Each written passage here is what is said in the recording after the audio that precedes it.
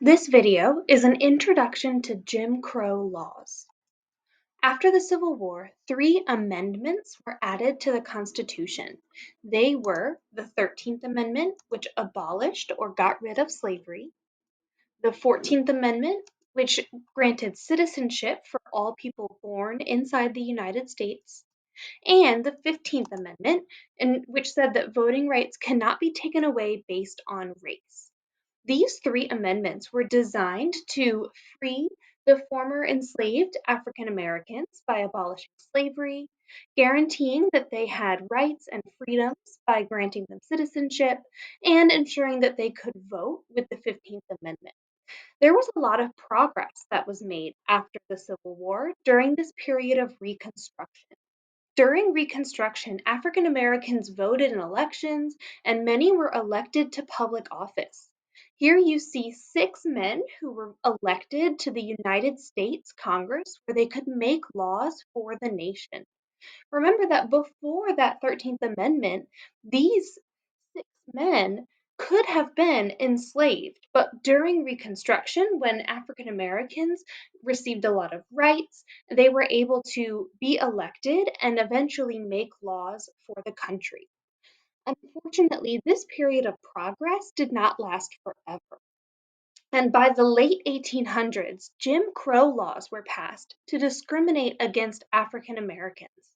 They were named Jim Crow laws based off of a traveling minstrel show where the fictional character Jim Crow, pictured here on the screen, was used to make fun of African Americans. So by the time these laws were being created, the expression Jim Crow had become an offensive phrase, and these laws that we'll discuss were named after this offensive fictional character, Jim Crow.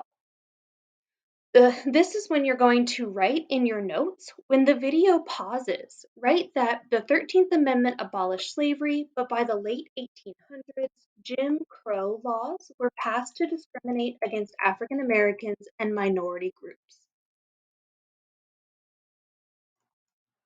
Jim Crow laws created legal segregation in public and private spaces. There are two vocab words here that I'd like to define. Legal means that it was written into the laws of the states, and segregation is like a fancy word for separation. So this means that separation based on race was written into the laws of many states. This separation included public and private spaces, so places like schools and parks and public transportation, also restaurants and water fountains and restrooms and entrances to buildings. All of these, in some states, it was legal to separate races in each of these spaces. Here we see a famous photo of a train station. You can see the train that's coming in. And you can see in this photograph above the man, it says colored waiting room. This language is not appropriate, but it was very common during the Jim Crow era, where you would see signs that would say, this is for white people and this is for colored people. And again, it's not appropriate, but this would have been the language that they were using around this time. Now, when the video pauses, you're going to write that Jim Crow laws created legal segregation in public and private spaces, and that segregation means separation.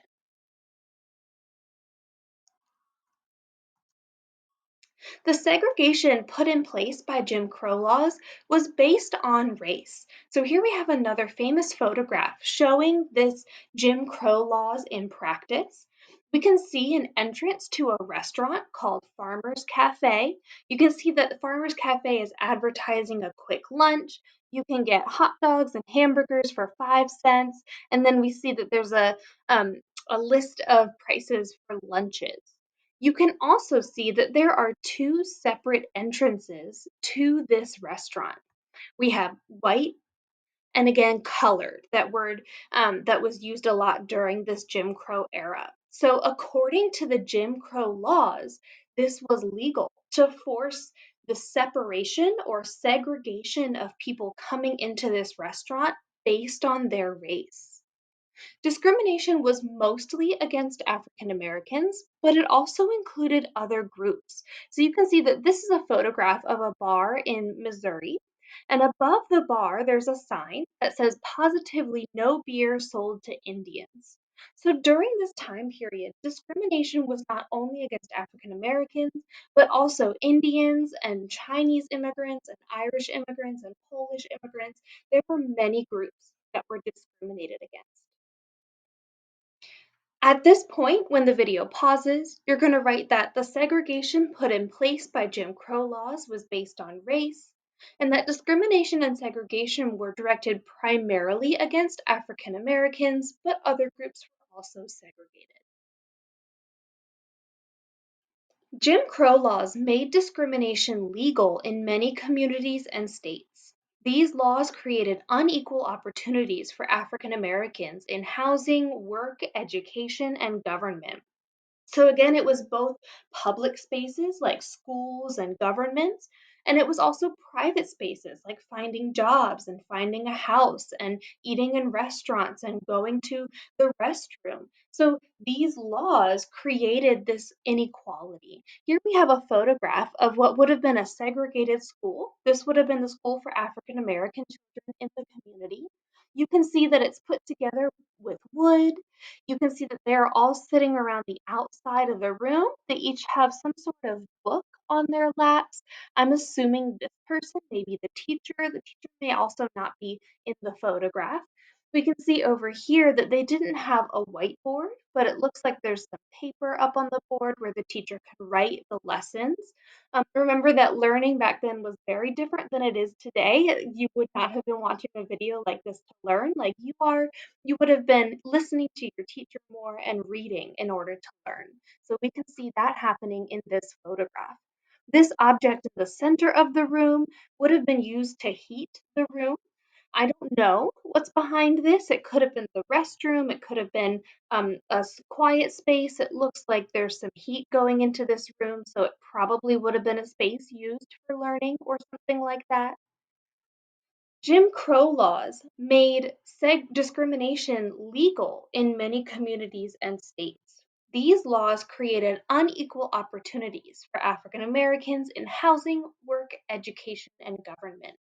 After this video resumes, we'll see how that African American school may have been not equal to the opportunities for white students during this time period. Now we're going to look at a court case. This is a case that went before the Supreme Court, so the national government's court, in 1896. There was a Supreme Court decision, in this case Plessy versus Ferguson, that said segregation was acceptable in public spaces as long as they were equal. And this becomes known as separate but equal. The national government, the court that decides what laws are legal or what laws are unconstitutional, decided in this case that these Jim Crow laws that segregated people based on race was acceptable, was legal, as long as those separate spaces were equal. However, this was not always put into practice the way that the Supreme Court intended. Here we have a photograph that shows two water fountains.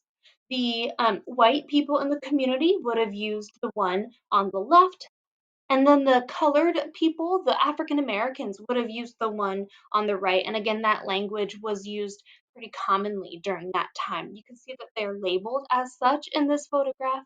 And I think this photograph really shows how separate but equal was not always the case because this water fountain is probably cooled, so the water is very cool.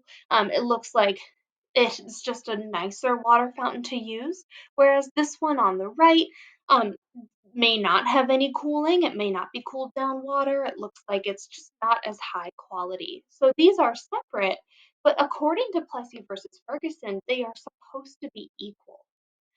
Here is a cartoon, a political cartoon that was created to show how separate but equal wasn't always the case. You can see that over here we have car for white folks, as the cartoonist labeled it, and then on the right we have the Jim Crow car. And this is showing the cartoonist feels that Jim Crow was not um, fair because the Jim Crow car, or the car that's designated for African Americans, is not as nice and sleek and um, probably does not run as smooth as the other car. And then we have these two photographs kind of showing that side by side of the segregation that was happening in schools. On the left, we see a school for African American students, and it's very similar to the photo we saw before. Looks like a wooden room. It looks like there's no whiteboard, but the teacher was able to write on a piece of paper or something. We have students that are sitting all around this table, and this, I assume, would be a teacher teaching students out of these books. And then on the right, we have a school that would have been for the white students in the community. And these two were not necessarily in the same community, but I think that they show how this separate but equal was not always equal when it was put into practice. In fact, it was rarely equal. In your notes, you're going to write that Supreme Court decision of Plessy versus Ferguson stated that segregation was acceptable in public spaces as long as they were equal. This was known as separate but equal. However, separate but equal was anything but equal. There were two major views on how to respond to discrimination, and there were two very important men that we'll learn more about later, but I wanted to introduce you to both of them today. W.E.B. Du Bois believed in the full political, civil, and social rights for African Americans, and he founded an organization known as the NAACP to help fight for that belief. And then Booker T. Washington believed that equality could be achieved through vocational education or training in a skill or a craft, and he accepted social segregation. So these two men both wanted the African American community to thrive and to be successful, and they had two very different views on how to make that happen. We're going to stop with these two men here because we'll talk more about them another time. But in your notes, you're going to fill in that the person on the left is W.E.B. Du Bois and the person on the right is Booker T. Washington. When you have filled in these two names on your notes, you are done with this video.